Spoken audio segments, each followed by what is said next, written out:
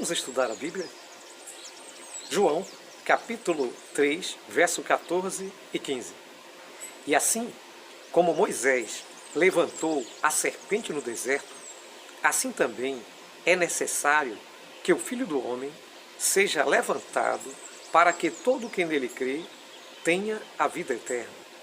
Louvado seja Deus! Estamos estudando vida, morte e eternidade. O tema desta semana, Ele morreu por nós. Bem querido, bem querida, põe aí o seu like, inscreva-se nesse canal. Por favor, ajude o canal, inscreva-se nesse canal. Estamos diante de uma temática maravilhosa. A temática da morte de Cristo é, de fato, aquela que pode, a única que pode trazer a saída à vida eterna. Jesus, conversando com Nicodemos, ele chama a atenção de que, como Moisés levantou aquela serpente como símbolo, e quem olhava para a serpente então era curado, agora, quem olha para Jesus é salvo. Quem olha para Jesus com fé, quem olha para Jesus e crê no sacrifício que ele fez, encontra a salvação. E é por isso que essa semana nós nos concentraremos na morte de Cristo e no significado para a promessa da vida eterna. Sem a morte de Cristo, nós não alcançaríamos de forma alguma a vida eterna. E isso tem muito significado para nós. Teremos a oportunidade de entender esse significado durante essa semana. Eu quero que você nos acompanhe. Domingo, desde a fundação do mundo. Apocalipse 13, verso 8, Atos 2, 23, 1 Pedro 1, 19 e 20, nos revela que o plano da salvação não foi algo feito depois da queda, depois do pecado. Não, Deus tinha um plano desde a eternidade. Apocalipse nos diz que antes ou desde a fundação do mundo, Deus tinha o plano da salvação. Deus havia preparado o plano B e ele já estava com esse plano para pôr em prática o momento em que fosse necessário. E ali, queridos, o plano B era Jesus vir a este mundo morrer por mim e por você. Esse é o plano da redenção. Esse é o plano de Deus que foi desenrolado primeiramente para Adão. Depois foi passado então para o projeto do santuário, onde os animais eram sacrificados. Ali então era o evangelho em símbolo. Posterior, os profetas falaram disso. E o último, João, anunciou a salvação. Jesus veio para cumprir aquilo que foi programado por Deus, para salvar a humanidade do pecado. Bem, podemos perceber que Deus já tinha o plano da redenção antes que o homem caísse. Não é maravilhoso saber disso? Segunda-feira, prefácio da cruz. Bem, prefácio da cruz. Jesus, durante o período do seu ministério, no tempo em que ele estava com os discípulos, ele procurou esclarecer os discípulos de que haveria então um momento crucial em que sua vida seria entregue, que ele havia de morrer. E isso a gente pode ver em várias citações da Bíblia, em Marcos 16, 21 a 23, Jesus falou sobre isso. Falou também em Mateus 17, 22 e 23, em Marcos 9, 30 a 32, em Lucas 9, 44 e 45, e também em Lucas 18, verso 31 a 34.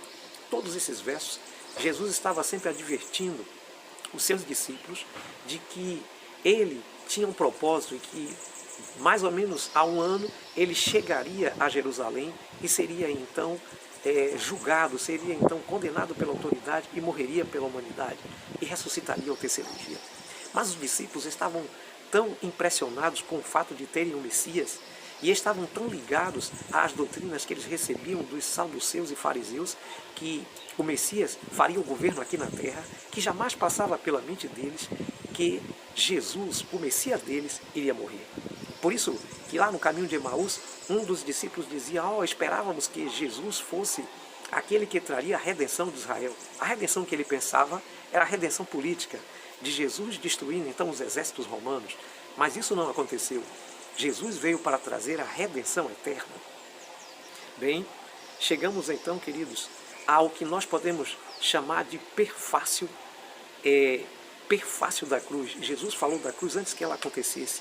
Eles não deram atenção porque eles não estavam ligados para isso. Vamos para a terça-feira. Está consumado.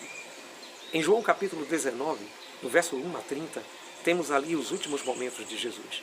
Muito sofrimento, muita agonia, pressão daqueles que morriam com Jesus, pressão daqueles que estavam ao redor, zombando de Jesus. Os discípulos haviam abandonado. Ali ao pé da cruz apenas João, o discípulo amado, Maria, estava ali também próximo dele. E Jesus passava a maior agonia de seu sofrimento. Essa foi realmente uma agonia e uma tristeza. E quando Jesus falou, está consumado, dizia, acabou, eu vou morrer agora, o sofrimento passou. Mas, mais que isso, queridos, Jesus, quando dizia a palavra está consumado, ele dizia para Deus, cumpri o papel, cumpri o trabalho que me deste para fazer. Cheguei até o fim, derrotamos o inimigo, derrotamos Satanás. Pela cruz, obtivemos a vitória eterna para a humanidade. Era isso, queridos, que Jesus estava dizendo com está consumado. Jesus havia alcançado a vitória total. Bem, querido, bem querida, o triunfo, a morte na cruz foi um triunfo. A morte na cruz nos assegurou a vida eterna. Quarta-feira, ele morreu por nós. Bem, o que a morte de Cristo realizou por nós? Precisamos entender que a morte de Cristo realiza coisas maravilhosas por nós.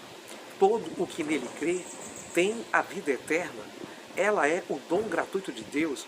João falou no capítulo 3, verso 14, na conversa de Jesus com Nicodemos, que ele falou essas palavras quando, então, Jesus se dirige a Nicodemos e diz, olha querido, você, para ter a vida eterna, precisa nele crer.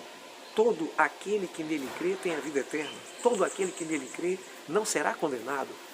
Bem, mas Jesus também usou o apóstolo Paulo para dizer o seguinte, o salário do pecado é a morte, mas o dom gratuito de Deus é a vida eterna. O amor de Deus pela humanidade foi muito grande, queridos. Ele morreu por mim e por você, ele morreu pela humanidade inteira. Mas se só houvesse você para que ele morresse, ele morreria somente por você. Ele viria a este mundo morrer por você. Isso revela o grande amor de Deus para a humanidade. Quinta-feira, o significado da cruz. A cruz é o centro do plano da redenção, do plano da salvação, o centro da vida eterna. Paulo fala em 1 Coríntios capítulo 1, verso 18, porque a palavra da cruz é loucura para os que se perdem, mas para nós que somos salvos é o poder de Deus. Veja, Paulo está nos chamando a atenção de que a cruz era loucura para a sabedoria humana, mas para a sabedoria divina, a cruz é a redenção, a cruz é o meio de salvação. E então, querido, então, querida, que o nome de Deus seja louvado por isso, porque ele revela na cruz grande significado de salvação. E nós vamos ver pelo menos 5 desses significados da salvação.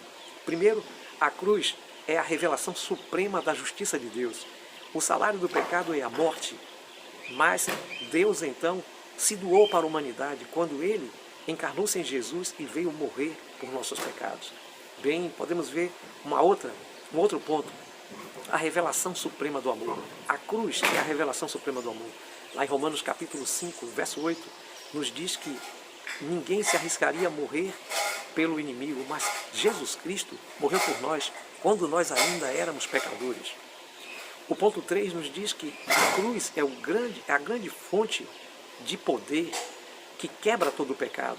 Lá em Romanos 6, 22 e 23, e 1 Coríntios 1, 17 a 24, nos diz que aquele que se apega à mensagem da cruz recebe libertação e vence o pecado, porque a vitória sobre o pecado só pode ser adquirida por meio da cruz.